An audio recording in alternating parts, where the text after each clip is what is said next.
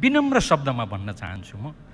हामी विनम्रतापूर्वक भन्न चाहन्छौँ त्यो सहमतिप्रति हाम्रो स्वीकार्यता छैन। हामी त्यसलाई अस्वीकृत गर्छौँ, त्यसको विरुद्धमा विनम्रतापूर्वक लड्छौँ। सिङ्गो संसदलाई, सिङ्गो देशलाई एकजुट बनाएर त्यसको विरुद्धमा हामी अगाडि बढ्छौँ। म त अहिले पनि कल्पना गर्न सक्दिनँ, भूकम्पले विच्छेद भएको बेलामा आफ्नै कोही मित्रले नाकाबन्दी लगाउनु होला भनेर त म विश्वासै गर्न सक्दिनँ। कोही मित्रहरूले त नाकाबन्दीको नामै उच्चारण गर्न चाहनु भएन, त्यसलाई पनि म अन्यथा टिप्पणी गर्न चाहन्न। नेपालको इतिहासमा संसदमा नीति कार्यक्रम प्रस्तुत हुँदा यति प्रष्टताका साथ आफ्नो अन्तर्राष्ट्रिय सिमानालाई लिएर यति प्रष्टताका साथ नीति कार्यक्रममा उल्लेख भएको मलाई लाग्छ यो पहिलो पटक हो। यो हामी सबैले खुसी मान्नुपर्छ। 1 देखि 276 सम्म सभामुख महोदय काम लाग्ने छैन। त्यसको केही अगाडि प्रतिपक्षका नेताले यो लिपुलेख सम्बन्धी नक्सा सक्सा निकाल्ने कुरा गरेको चाहिँ सकारात्मक नै छ भन्नुभएको पनि फेरि आफ्नै कानले सुने। ए बाबा यो के भयो? संविधानले अध्यादेश जारी गर्ने सरकारलाई अपवादको अवस्थामा राखिदिएको छ। अध्यादेशको बारेमा प्रसङ्ग उठ्दा सरकार अध्यादेश फिर्ता लिन्छ। प्रतिपक्ष लगायत सबैको सम्बन्धित सबैको कुरा सुनेर यो गरेको हो। अधिनायकवादले यसरी कुरा सुन्ने गर्छ। सभामुख महोदय, बोल्न आँटेको, यहाँ त रातो बत्ती छ।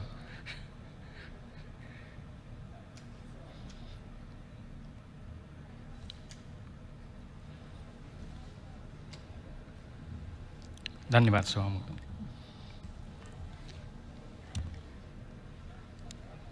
हामी यस वर्षको महत्त्वपूर्ण नीति तथा कार्यक्रममाथि छलफल गर्न आज बसिरहेका छौँ। छलफल महत्त्वपूर्ण छ। सिङ्गो देश हामीतर्फ हेरिरहेको छ। हामी त्यही गम्भीरताका साथ छलफलमा लागिरहेका छौँ। अलिअलि कुरा आइसकेको छ। यो त परम्परागत भयो।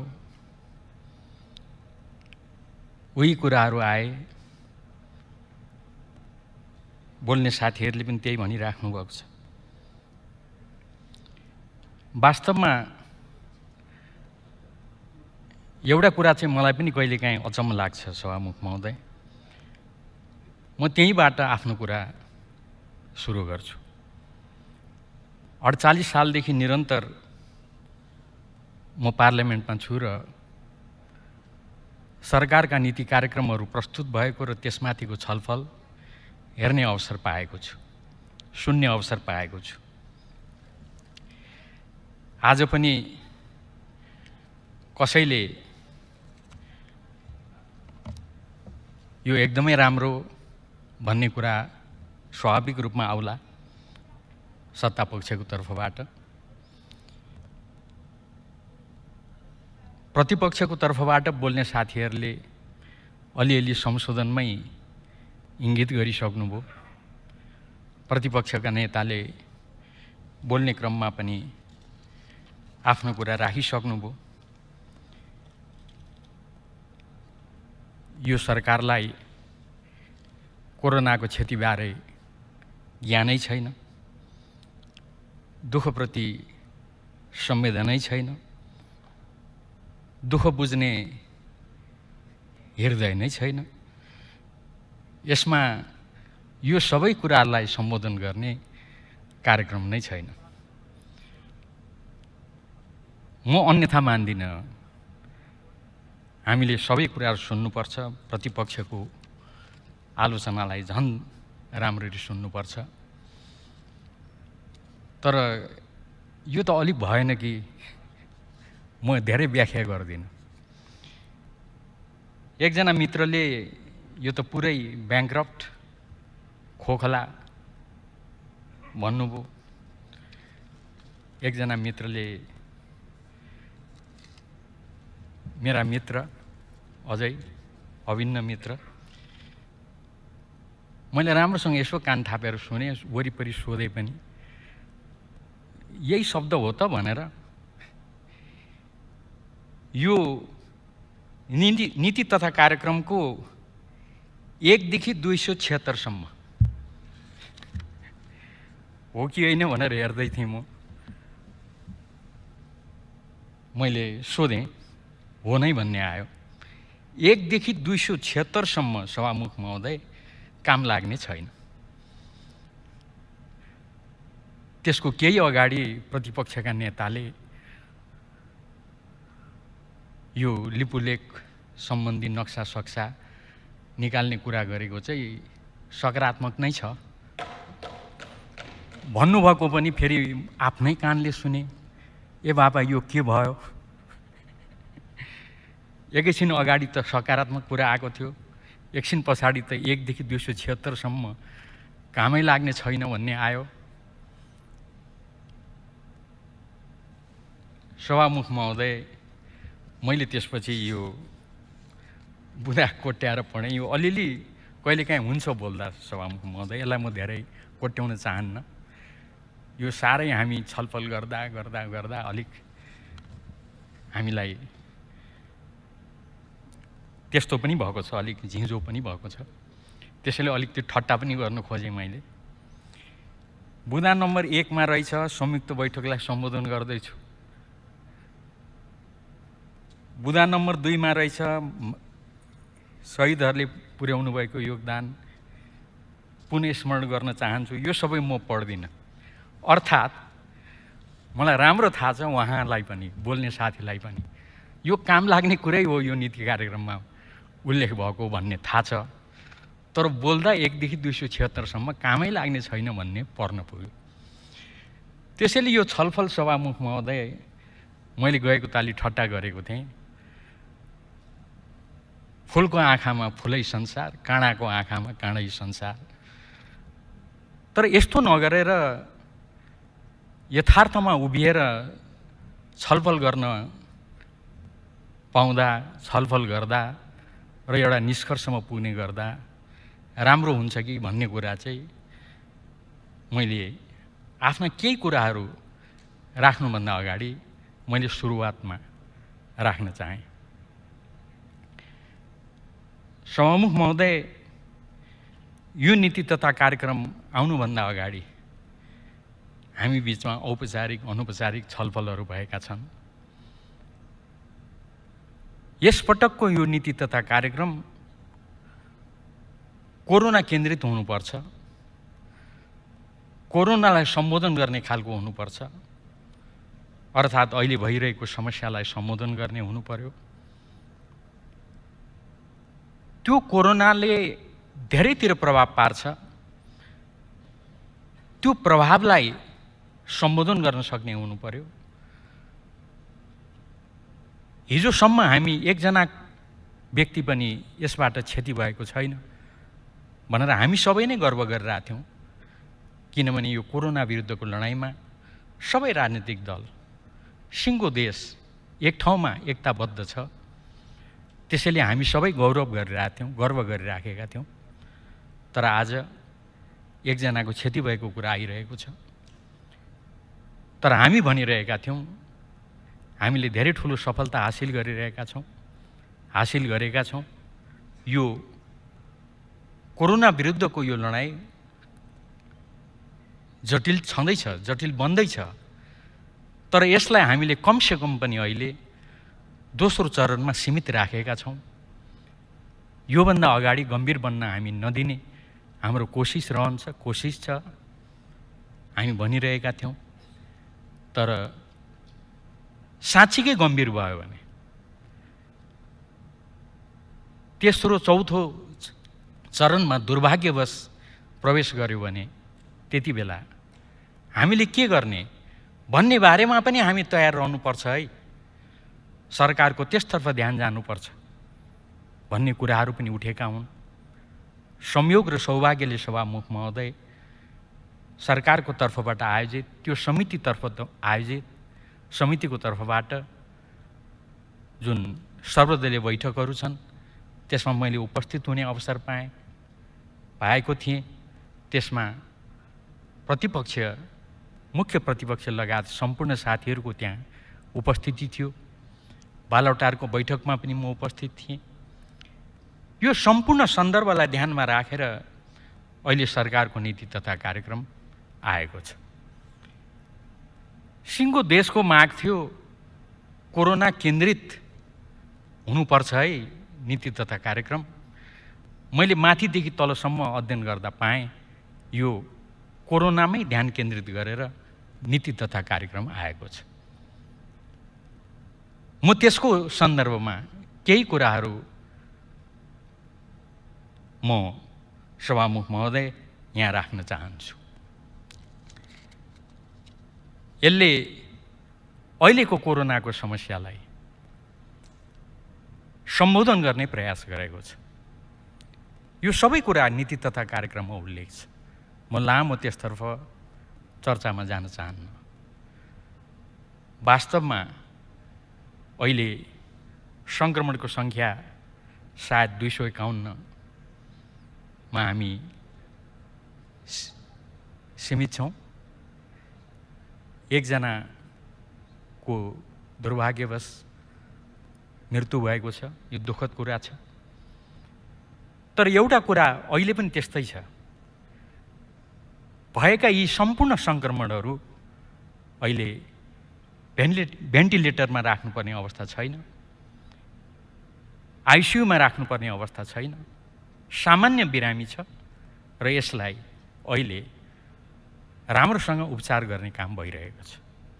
तर यो स्थिति अझै जटिल बन्न सक्छ।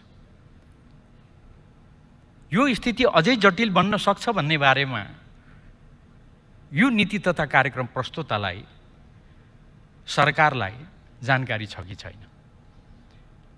म धेरै समय लिन चाहन्न, त्यसकारणले मैले यो धेरै बुदातिर जान चाहिनँ सभामुख महोदय। तर यो ढङ्गले कुराहरू उठेको हुनाले मैले एक दुईवटा बुदा चाहिँ उल्लेख गर्न खोजेँ। 40 बुदामा महामारी अनपेक्षित रूपमा लम्बिन गएको अवस्थामा अर्थात् सरकारलाई यो नीति तथा कार्यक्रम बनाइरहँदा यो महामारी अनपेक्षित रूपमा लम्बिन सक्छ है, गम्भीर बन्न सक्छ है। किनभने उसले के यसमा लेखेको छ त भन्दा त्यस्तो अवस्थामा सरकारले त्यसलाई रोक्न थप प्रभावकारी कदम चाल्दै अहिलेको कार्यक्रमले पुग्दैन, थप कार्यक्रमको आवश्यकता पर्छ। माथि थुप्रै बुदाहरूमा उल्लेखहरू छन्। रणनीतिगत कार्ययोजना तयार गरी विशेष कार्यक्रम सञ्चालन गरिने। अघि यहाँ कुरा आयो यो राहतका कुराहरू। बुदा नम्बर 39मा छ, महामारीका कारण रोजगारी गुमाएका श्रमिक, साना किसान, असहाय व्यक्ति, गरिब तथा विपन्न वर्गका परिवार आदिलाई विशेष कार्यक्रम सञ्चालन गरिनेछ। थुप्रै बुदाहरू कोरोनामा केन्द्रित छन् सभामुख महोदय। मैले भन्न खोजेको कुरा यति मात्रै हो। त्यसैले अझै यो कुरा भएको भए हुन्थ्यो, त्यो कोणबाट प्रश्न उठ्नु एकदम उपयुक्त हो। हामीले सुन्नुपर्छ, सदनले सुन्नुपर्छ, सरकारले सुन्नुपर्छ। त्यसलाई आउने दिनहरूमा यो नीति तथा कार्यक्रम कार्यान्वयन गरिरहँदा त्यसतर्फ ध्यान जानुपर्छ। अब यो नीति तथा कार्यक्रम कार्यान्वयन गर्ने सन्दर्भमा बजेट आउँछ, विनियोजन विधेयक आउँछ, त्यसलाई कार्यान्वयन गर्ने सन्दर्भमा अरू थुप्रै कदमहरू चालिन्छन्। त्यो सन्दर्भमा यहाँ उठेका आवाजहरूलाई ध्यान दिनुपर्छ।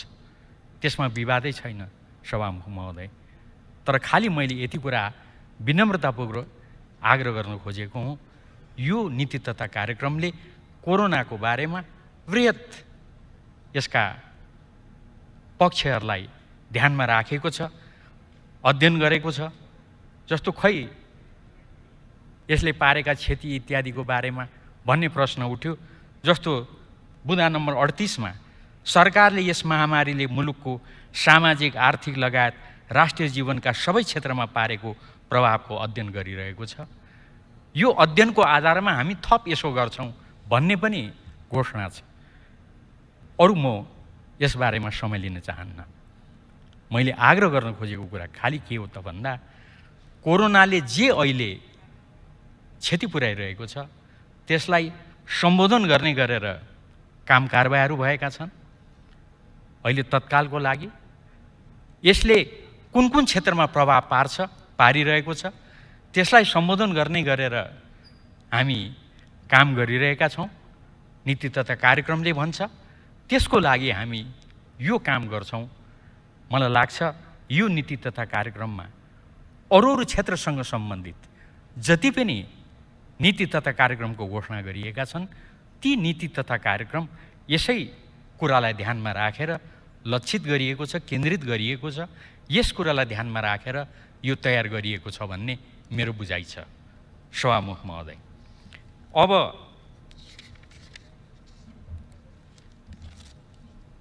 हामी अहिले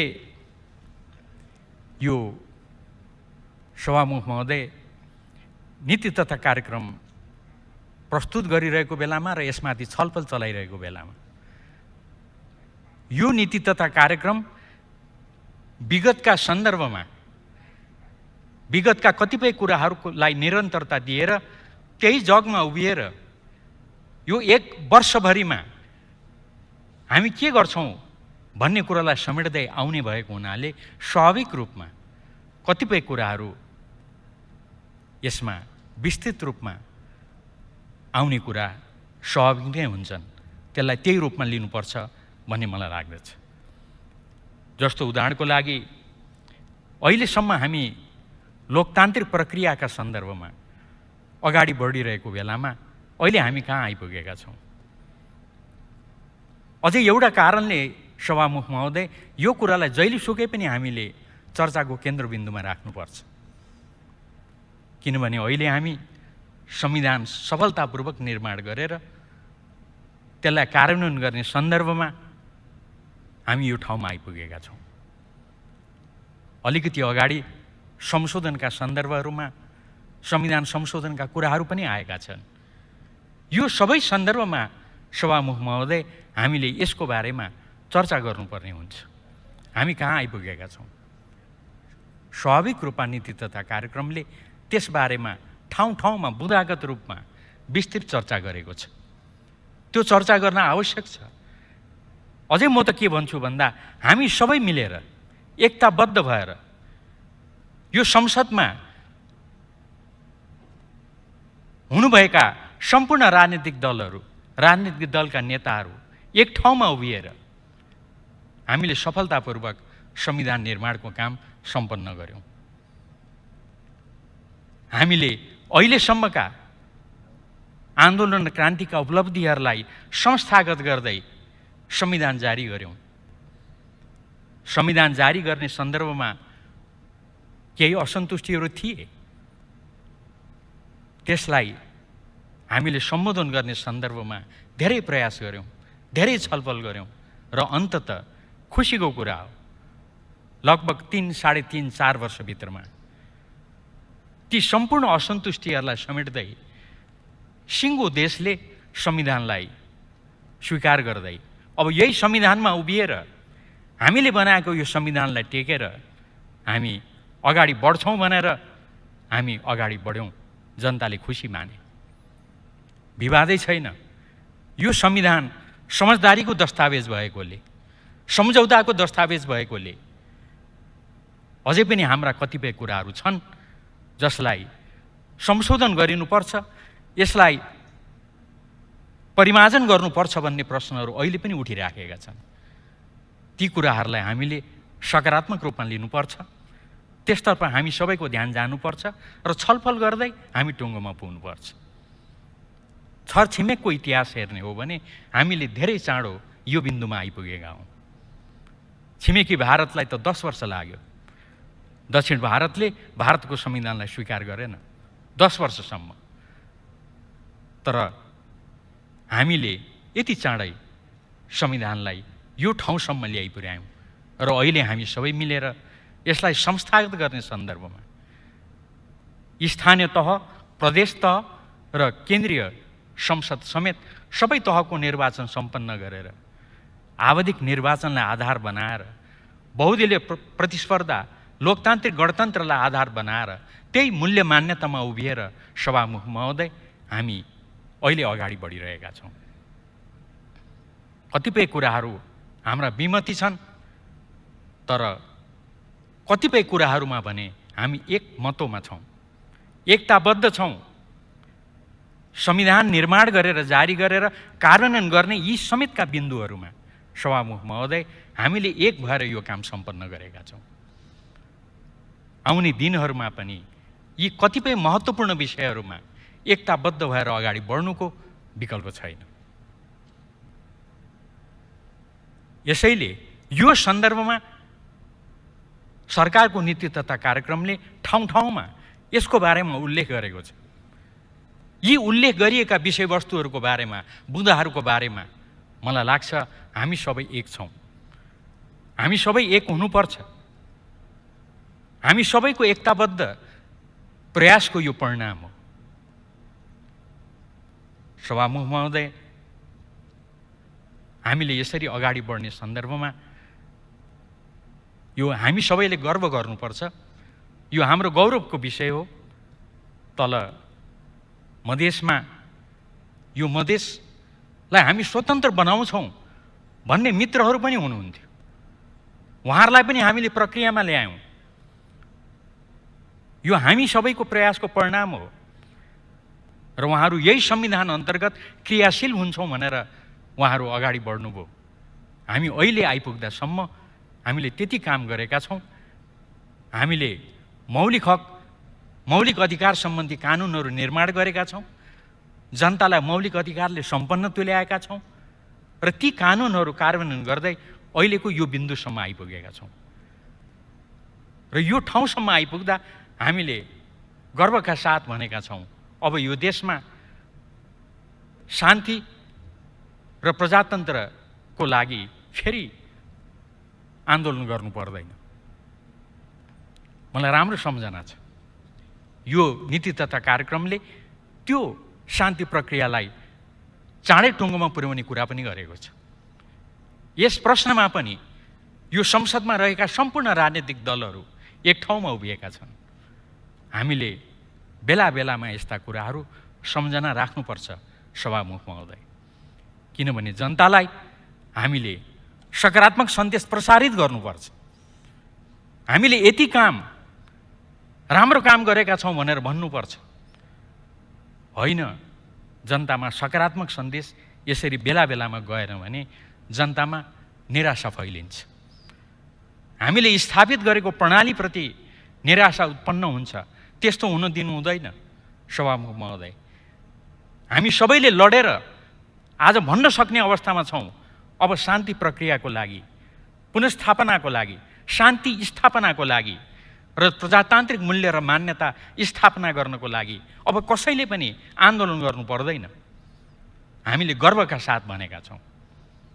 यसो भनिरहँदा यहाँ हाम्रा दलहरू हुनुहुन्छ, दलका नेताहरू हुनुहुन्छ।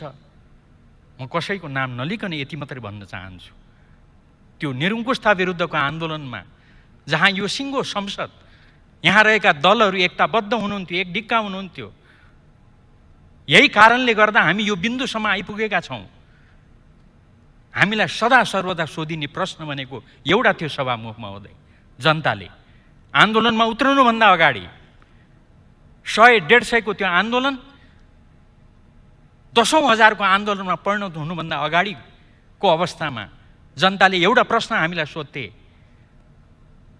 तिमीहरू आन्दोलन गर्ने भन्छौ प्रजातन्त्रको लागि, शान्ति स्थापनाको लागि, फेरि केही वर्ष पछाडि भएन फेरि आन्दोलन गर्नु पर्यो भन्छौ, हामी सधैँ आन्दोलन गरिराख्ने? त्यति बेला यी दलहरूले, दलका नेताहरूले हामीले जनतालाई भनेका थियौँ, अब यो आन्दोलन पश्चात हामी शान्ति स्थापित गर्छौँ, शान्ति प्रक्रियालाई टुङ्गोमा पुर्याउँछौँ, लोकतन्त्रलाई स्थापित गर्छौँ र फेरि लोकतन्त्र र शान्ति स्थापनाको लागि आन्दोलन गर्नु पर्दैन। यो तपाईहरुलाई हाम्रो वचन हो। दलहरूले, हाम्रा नेताहरूले, हाम्रो यी पार्टीहरूले दिएको त्यही प्रतिबद्धता र वचनबद्धता अनुरूप हामीले निरङ्कुशता विरुद्धको आन्दोलन सफल बनायौँ। शान्ति प्रक्रियाकै एउटा महत्त्वपूर्ण भागको रूपमा संविधान सभा स्थापित गर्यौँ। एक पटक होइन, 2 पटक संविधान सभा बनायौँ र त्यो संविधान सभाबाट संविधान बनाएर पहिलो पटक नेपालको इतिहासमा जनताले जनताको लागि संविधान बनायौँ र त्यसलाई कार्यान्वयन गर्ने सन्दर्भमा हामीले सगर्व घोषणा गर्यौँ, सभामुख महोदय, अब यो देशमा परिवर्तनको लागि कसैले पनि आन्दोलन गर्नु पर्दैन, शान्ति स्थापनाको लागि आन्दोलन गर्नु पर्दैन। अब शान्ति प्रक्रियाको अलिकति बाँकी काम, जसको लागि हामी सबै मिलेर लागिरहेका छौँ। विश्वास छ यही सदनमा त्यस सम्बन्धी कानुन विधेयक आउनेछ, त्यो विधेयक आएर हामी पास गर्नेछौँ र शान्ति प्रक्रियाको बाँकी काम 2 वर्षभित्रमा पुरा हुन्छ भन्ने हामीलाई विश्वास छ। यही विश्वास यो नीति तथा कार्यक्रममा पनि प्रस्तुत भएको छ। सभामुख महोदय, मैले यति कुरा अलिकति समय लिएर भन्नुको कारण कमसेकम यो कुरा हामी राजनीतिक दलहरूले, सिङ्गो संसदले जनतालाई बेला बेलामा हामीले यति काम साझा ढङ्गले सम्पन्न गरेका छौँ, साझा ढङ्गले सम्पन्न गरेर प्राप्त गरेका यी उपलब्धिहरूलाई हामी यताउति हुन दिने छैनौँ, अलिकति पनि हल्लिन दिने छैनौँ भनेर बेला मौकामा भन्नुपर्छ कि भन्ने आग्रह सभामुख महोदय मैले गर्न खोजेको हुँ। अब मैले अघि कोरोनाको सन्दर्भ उल्लेख गरेँ, धेरै लामो चर्चा गर्दिनँ। त्यो अझै जटिल बन्न सक्छ, अझै चुनौतीपूर्ण बन्न सक्छ, तर त्यसलाई हामीले एकताबद्ध भएर लड्नुको विकल्प छैन। खुसीको कुरा हो, म सरकारको सत्तापक्षको तर्फबाट, हामी सबैको तर्फबाट म प्रतिपक्ष लगायत सबै साथीहरूलाई फेरि धन्यवाद दिन्छु। कोरोना विरुद्धको लडाइँमा हामी सबै एक हुन सकेका छौँ। यसलाई निरन्तरता दिएर कोरोना विरुद्धको लडाइँमा हामी एक भएर लागौँ, यही आग्रह छ र नीति तथा कार्यक्रमले यही कुरालाई प्रस्तुत गर्न खोजेको छ। सभामुख महोदय, हामीले परिपूर्ण लोकतन्त्रका आधारभूत विशेषताहरूसहित केही कुराहरू चर्चा गरेका छौँ। म यसलाई धेरै व्याख्या गर्न चाहन्न। संविधानका प्रस्तावनामा जे कुरा उल्लेख गरेका छन् त्यसैका मूलभूत कुराहरूलाई यो राजनीतिक दस्तावेजले, नीति तथा कार्यक्रमले ठाउँ ठाउँमा उल्लेख गर्न खोजेको छ। सार्वजनिक दस्तावेज भएपछि टिप्पणी हुनुलाई म अन्यथा मान्दिनँ, तर यो एउटै कारणले आएको, बेला बेलामा होइन यो सत्तापक्ष सरकार अधिनायकवादी भयो नि भनेर त आउने गरेकै हो नि। कसले त्यो टिप्पणी गर्नुभयो अहिले मलाई सम्झना भएन। आलोचना चाहिँ आएकै हो, थामी नसक्नु आएको सभामुख महोदय। अनि यो नीति तथा कार्यक्रमले ती लोकतन्त्रका आधारभूत विशेषताहरूको बारेमा आफ्नो प्रतिबद्धताहरूलाई जाहेर गर्नु परेन सभामुख महोदय। त्यही कुरा गरिएको,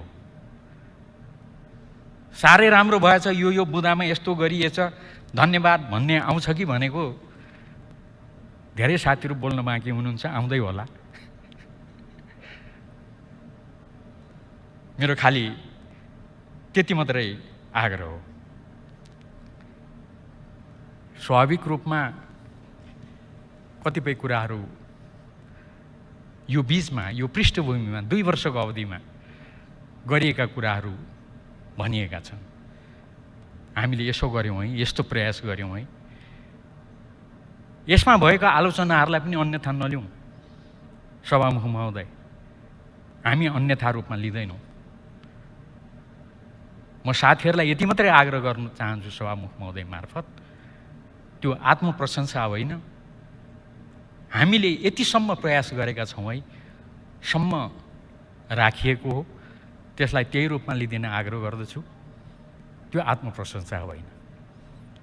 हामीले यति काम गऱ्यौँ है।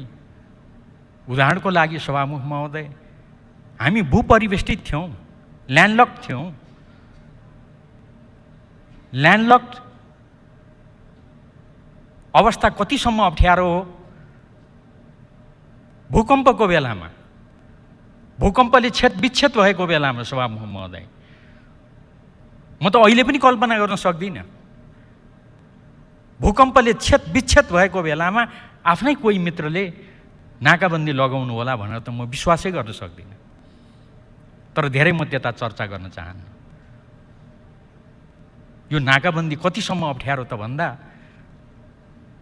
कोही मित्रहरूले त नाकाबन्दीको नामै उच्चारण गर्न चाहनु भएन। त्यसलाई पनि म अन्यथा टिप्पणी गर्न चाहन्न। हामीले चाहिँ सोझै नाकाबन्दी भन्यौँ। अब त्यो कमजोरी भयो कि के भयो त्यो छलफल गरौँला त्यस बारेमा पनि। तर हामीले चाहिँ भन्यौँ।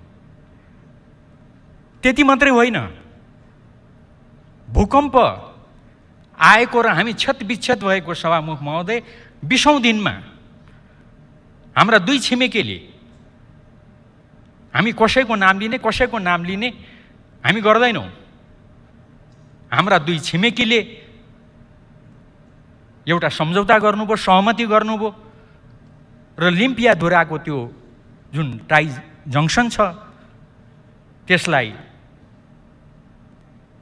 एउटा नाकाको रूपमा, व्यापार नाकाको रूपमा अगाडि बढाउने भनेर अघि एकजना मित्रले संशोधन हाल्दा, होइन यो नक्सा बनाउने कुरा भारत र चीनलाई नसोधी हुन्छ भनेर भन्नुभएको थियो। त्यो टाई जङ्सन बनाउने कुरा सहमति गर्दा उहाँहरूले हामीसँग नसोधिकन हामी त भूकम्पको फोर्स सोहोर्दै थियौँ, भत्केका भग्नावशेषहरू सोहोर्दै थियौँ। सभामुख महोदय, हाम्रा दुई छिमेकी मित्रहरूले त्यसमा सहमति गर्नुभयो, सम्झौता गर्नुभयो। विनम्र शब्दमा भन्न चाहन्छु म, हामी विनम्रतापूर्वक भन्न चाहन्छौँ त्यो सहमतिप्रति हाम्रो स्वीकार्यता छैन। हामी त्यसलाई अस्वीकृत गर्छौँ, त्यसको विरुद्धमा विनम्रतापूर्वक लड्छौँ। सिङ्गो संसदलाई, सिङ्गो देशलाई एकजुट बनाएर त्यसको विरुद्धमा हामी अगाडि बढ्छौँ। यो कुरा म यहाँ विनम्रतापूर्वक राख्न चाहन्छु। यही सन्दर्भमा आएको सभामुख महोदय, हामीले यो देशको भूपरिवेष्टित स्थितिलाई, ल्यान्डलकको स्थितिलाई हामीले भूजडित बनायौँ, ल्यान्डलिङ्क्ड बनायौँ। म अरू धेरै अहिले चर्चा गर्न चाहन्न। हामीले अर्को देश, छिमेकी देश चीनतर्फ पनि समुद्रसम्म पुग्ने हामीले बाटो नाका खोल्यौँ, सम्झौता गऱ्यौँ। अहिले धेरै चर्चा नगरौँ। त्यस पश्चात यो देशमा अब हाम्रो विरुद्धमा नाकाबन्दी लाग्ने स्थिति समाप्त भयो। अब कहिले लाग्दैन नाकाबन्दी।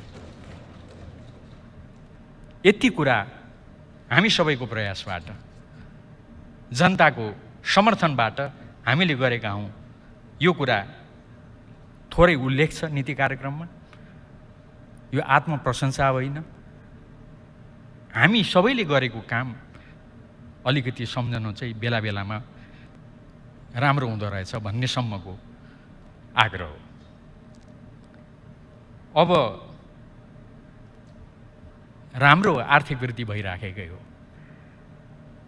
कति राम्रो आर्थिक वृद्धि त भन्दाखेरि अब यो कोरोनाले विच्छेद बनाउँदा पनि हाम्रो ध्यान त्यता नगएको होइन।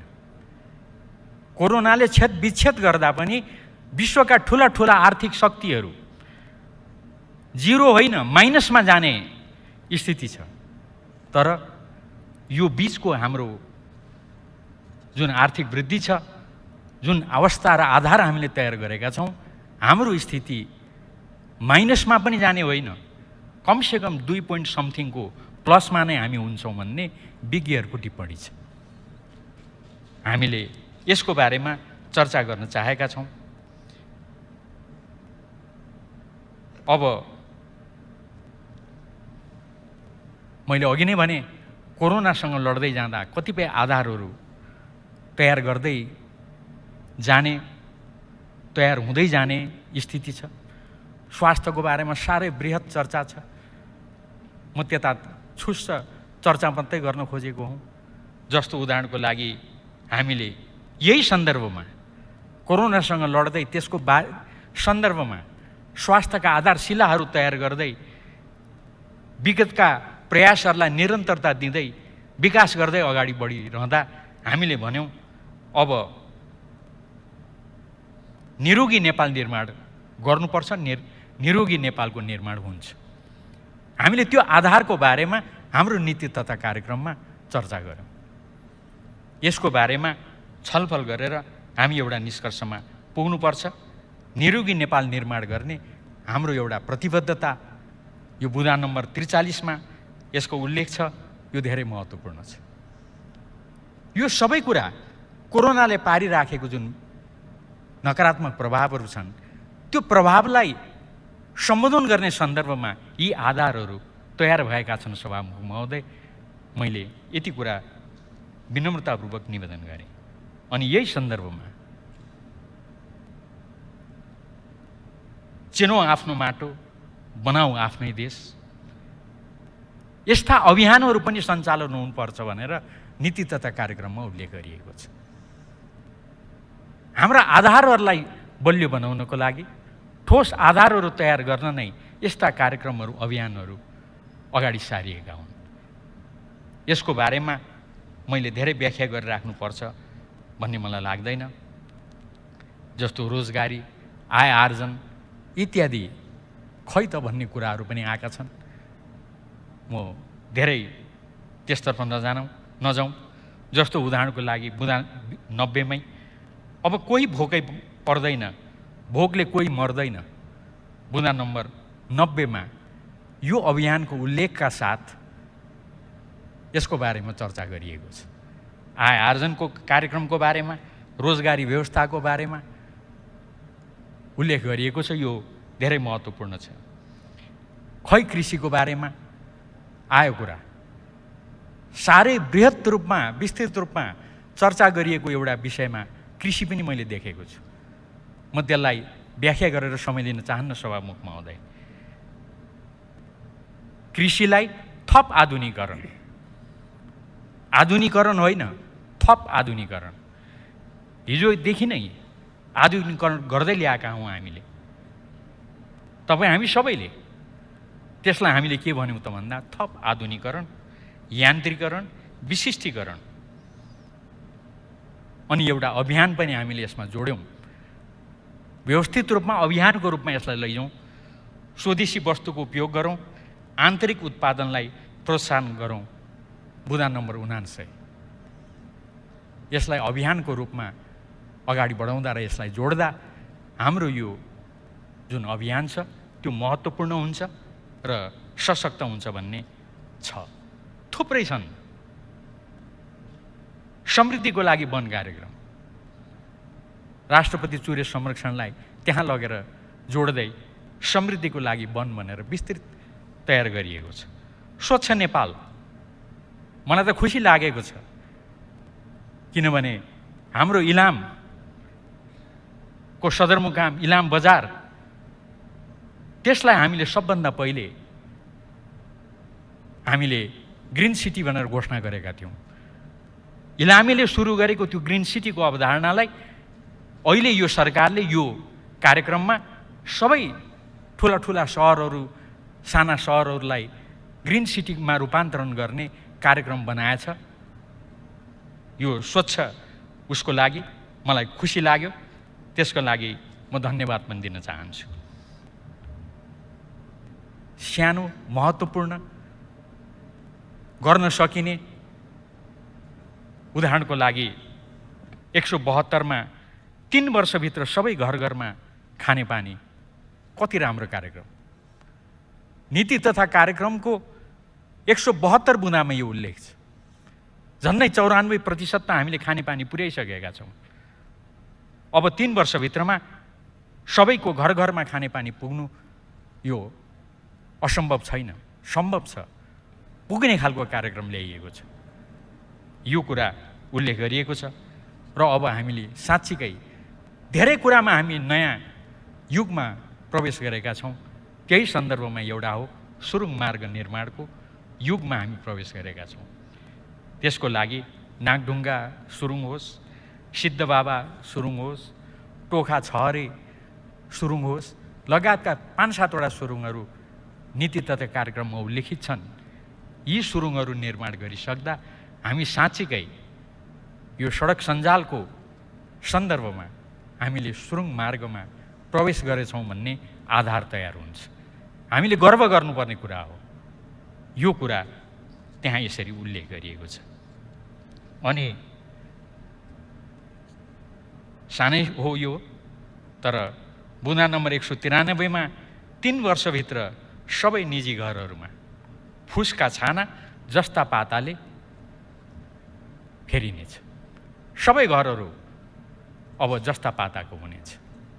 नीति तथा कार्यक्रमले यो बुँदा नम्बर 193 मा उल्लेख गरेको छ। वास्तवमा सरकारलाई, हाम्रा सम्बन्धित ऊर्जा मन्त्रीलाई धन्यवाद भन्नुपर्छ, सरकारलाई भन्नुपर्छ। तपाईँ हामी सबै धन्यवादका पात्र छौँ, किनभने देश अब लोड सेडिङ मुक्त नेपाल भयो। हामीले त्यही कुरा नीति तथा कार्यक्रममा उल्लेख गरेको छ। यसैको जगमा उभिएर अब भारत र बङ्गलादेश जस्ता सम्मका विद्युत बजारमा हाम्रो पहुँचलाई विस्तार गर्ने, प्रसारण लाइनहरूको निर्माण गर्ने, ती प्रसारण लाइनहरू आवश्यकता अनुसार कहीँ कतैबाट भएन भने आफ्नै पुँजीबाट भए पनि गर्ने प्रश्न छ नीति तथा कार्यक्रम। यसो गरेर हामीले प्रसारण लाइन निर्माण गर्ने र जलाशययुक्त ठुल्ठुला आयोजनाहरू निर्माण गर्ने, त्यसको बारेमा नीति तथा कार्यक्रममा हामीले उल्लेख गरेका छौँ। अब म अन्तिमतिर पुग्न थालेँ सभामुख महोदय। एउटा कुरा खुब उठेको छ, होइन म भ्रष्टाचार गर्दिनँ, कसैलाई भ्रष्टाचार गर्न दिन्न। केही समय अगाडि, केही महिना अगाडि एउटा दैनिक पत्रिकामा तथ्याङ्क निस्केको मलाई सम्झना छ। मैले त्यो पढेको छु,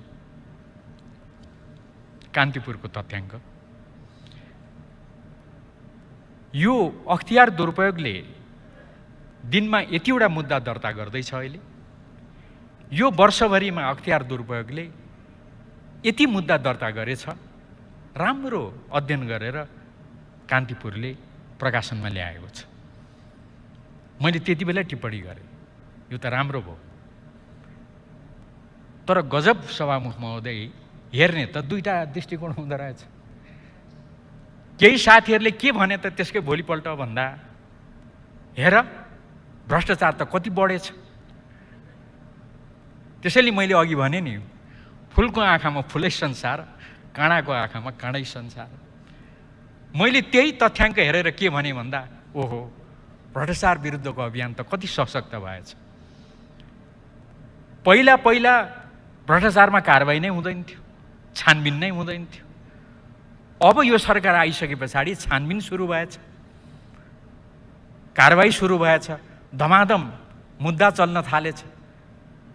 मैले त्यसरी लिएँ त्यो तथ्याङ्कलाई, तर त्यो तथ्याङ्कलाई होइन भ्रष्टाचार त बढेछ भन्ने रूपमा पनि लिन मिल्दो रहेछ। त्यसरी प्रचार भयो। म अरू टिप्पणी गर्दिनँ, खालि मलाई लागेको कुरा यति मात्रै यहाँ राखेर हामी पुरै भ्रष्टाचारलाई निर्मूल गर्न, भ्रष्टाचारप्रति शून्य सहनशीलता देखाउन प्रधानमन्त्रीज्यूको कमिटमेन्ट छ, नीति तथा कार्यक्रमको प्रतिबद्धता छ।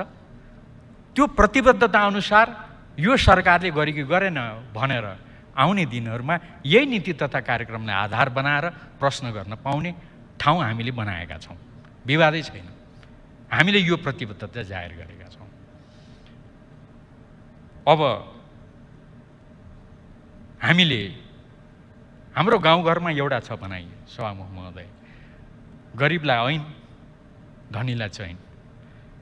म कतै कतै कुनै प्रसङ्गहरू उल्लेख नगरिकन भन्छु, अहिलेको समयमा हामीले हाम्रो नेता पर्नुभयो कि हाम्रा मन्त्री पर्नुभयो कि यो तहमा काम गरेका साथी पर्नुभयो कि भनेर छुट्याएर होइन, संविधान, कानुन, नियम बमोजिम कानुनलाई आफ्नो बाटो लिने मौका दिउँ, कानुन बमोजिम जे हुन्छ त्यो गरौँ, त्यो मार्ग प्रशस्त गर्ने काम गरेको छौँ।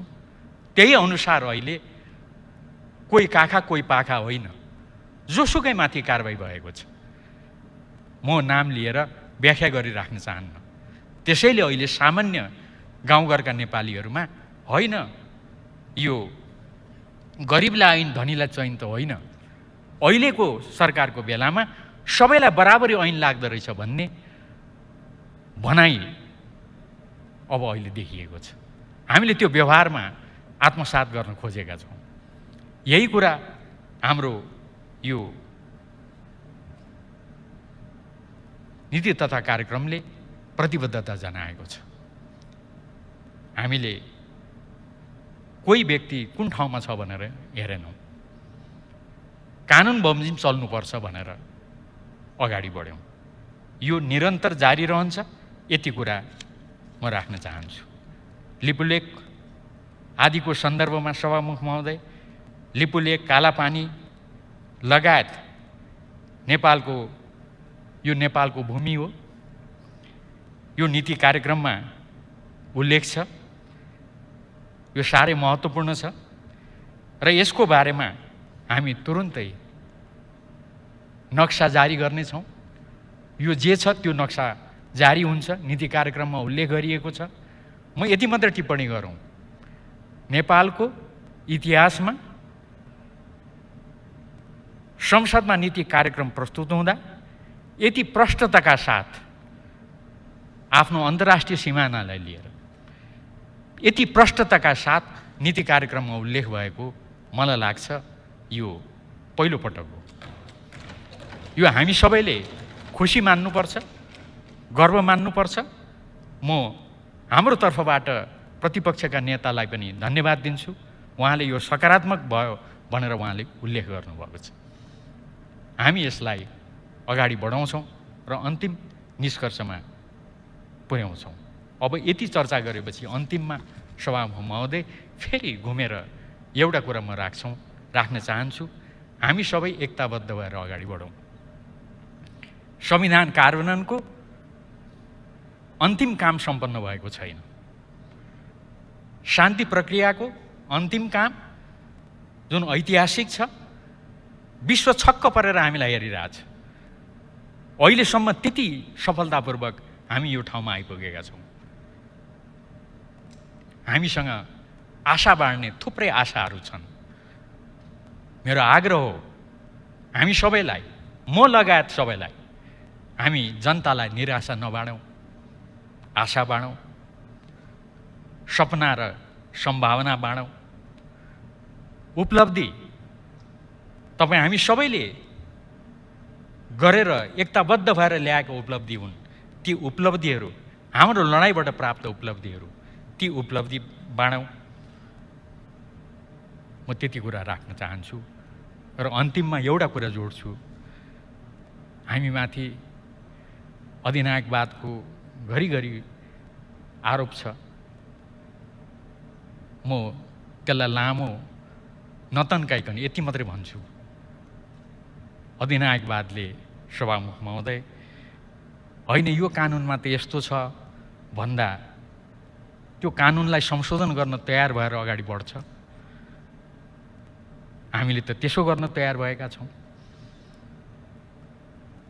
अध्यादेशको कुरा आउँछ सभामुख महोदय, संविधानले अध्यादेश जारी गर्ने सरकारलाई अपवादको अवस्थामा राखिदिएको छ। अध्यादेशको बारेमा प्रसङ्ग उठ्दा सरकार अध्यादेश फिर्ता लिन्छ। प्रतिपक्ष लगायत सबैको सम्बन्धित सबैको कुरा सुनेर यो गरेको हो। अधिनायकवादले यसरी कुरा सुन्ने गर्छ। कोरोना लगायत लिम्पियाधुरा समेतका विषयहरूमा सँगै बसेर छलफल गर्छ। छलफल अनुसार यसरी अगाडि बढ्न हामी तयार छौँ भन्छ। अधिनायकवादले यसरी छलफल गर्दै अगाडि बढ्ने कुरामा विश्वास गर्छ? गर्दैन सभामुख महोदय। त्यसकारणले मेरो आग्रह के हो त भन्दा, ठिक छ, संविधान, कानुन र लोकतान्त्रिक मूल्य र मान्यतालाई व्यवहारमा उतार्दै अगाडि बढ्ने क्रममा आलोचना हुन्छन्, टिप्पणी हुन्छन्, त्यसलाई हामी स्वीकार्छौँ, प्रतिपक्षलाई सम्मान गर्छौँ। मैले अन्तिममा एउटा मलाई साह्रै घत लाग्ने कथा हो। हाम्रो नाम चाहिँ बिर्सेँ, प्रतिपक्षकै बेन्चबाट एकजना मान्य सदस्यले सुनाउनु भएको थियो एउटा प्रसङ्गमा। एउटा हामी बिचमा रहेको प्रवृत्ति कि सभामुख महोदय, श्रीमानलाई एक दिन बिहानै पोच अन्डा लगेर खुवाउनु गएको, अन्डा पनि पोच बनाउने हो भनेर गाली खाएछन् श्रीमतीले। अर्को दिन त उसिनेको लगिदिनु पर्यो भनेर उसिनेको अन्डा लगेको, अन्डा पनि उसिन्ने हो भनेर त्यो दिन पनि गाली खानुभएछ। तेस्रो दिन त अब चाहिँ मैले उपाय निकालेँ भनेर उसिनेको अन्डा एउटा चाहिँ पोच बनाएर दुईटा लगिदिएको त फेरि पनि गाली खानुभएछ। त्यो दिन चाहिँ के भनेर गाली खानुभएछ त सभामुख महोदय भन्दा, उसिन्नु पर्ने अन्डालाई पोच बनाउनु पर्ने अन्डालाई उसिन्ने हो भनेर बेसमारी गाली गर्नुभएछ। सभामुख महोदय, कतिपय विषयहरू छन्, ती विषयहरूलाई छलफल गरौँ। छलफल गर्ने ठाउँ यही संसद हो, यही संसदका समितिहरू हुन्। त्यसलाई निष्कर्षमा पुर्याउने काम गरौँ। त्यो अन्डा र पोचवाला प्रवृत्ति ममा छ, सत्तापक्षमा छ भने सत्तापक्षले पनि त्यसलाई त्यागौँ, प्रतिपक्षमा छ भने प्रतिपक्षले पनि त्यागौँ। जे होस्, मिलेर अगाडि बढौँ, जनतालाई दिने राम्रो सन्देश दिन सकौँ। यति कुरा राखेर बिदा चाहन्छु। हवस् त, धन्यवाद, नमस्कार।